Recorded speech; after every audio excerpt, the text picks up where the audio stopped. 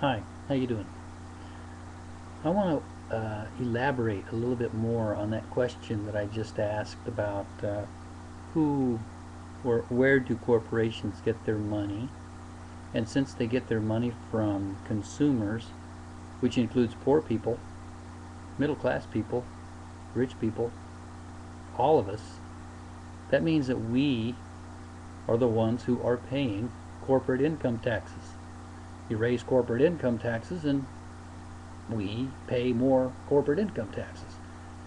So now let's say that you have a business and you're passing your taxes on to the consumer, as you have to do. I mean, that's your only source of income, is the money that you're getting from consumers.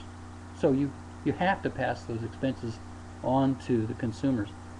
Suppose that because you are paying more taxes now and you're passing those expenses on to the consumers and demand goes down as a result, you can't afford to keep as many employees as you have been, or perhaps you were planning on giving raises this year, or larger raises, or bonuses, but now because of the taxes that you're going to have to pay, the employees are going to suffer either by getting laid off, getting less vacation, fewer benefits, less pay,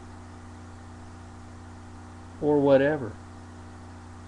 So the weaker the corporation is in terms of its ability to make profit, then the weaker the position is of the employee as well.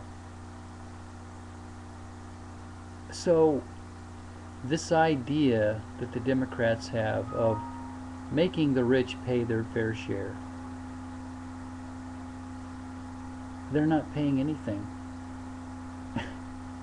They just pass those expenses on to poor people, middle class people,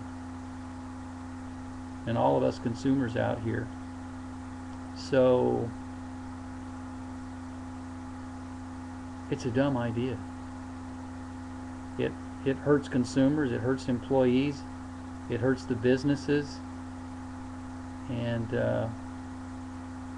if you've noticed, when taxes have been reduced, federal income has gone up.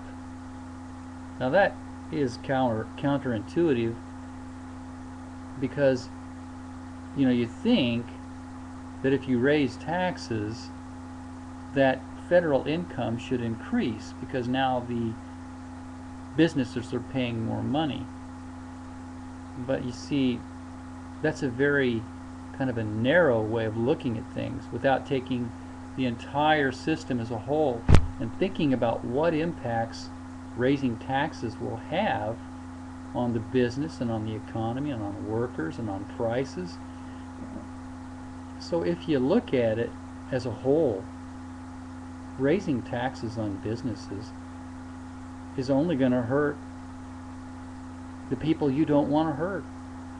So by trying to make this a more equal system, and capitalism is what it is, the more you try to doctor it up and fix it, the worse you're going to make it. It just screws it up.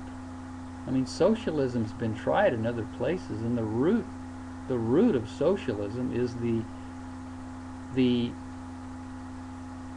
uncomfortableness we have that comes with the inequality that comes with capitalism.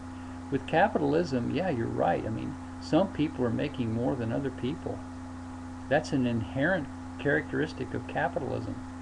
But on the other hand, capitalism works better than any other form of government in the world. I mean, the communists, they were very passionate about making everybody have the same amount of money. I mean, they weren't doing it because they were doing it because they wanted to make a fairer system. But the result was, well, you know what the result was? It wasn't good. Socialism thing, same thing. I mean, you know, you look at Europe.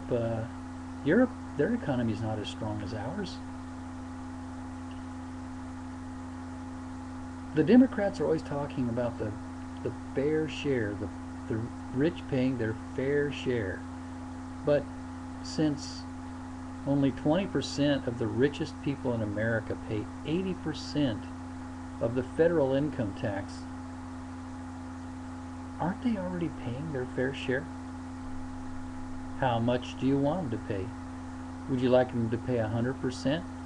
If I make, let's say, $10 million a year um, selling stuff, how much money would you like to take away from me? Do you think there might become a point where I would say enough of that and I would stop producing? I mean, I would stop making the product. It just wouldn't be worth it to me, because I would see most of my profits going away to the government. It's just not capitalism. And if you don't like capitalism, move to Canada or move to Europe. But if you live in America, just get over it. I mean, capitalism works better than any other form of economy in the world.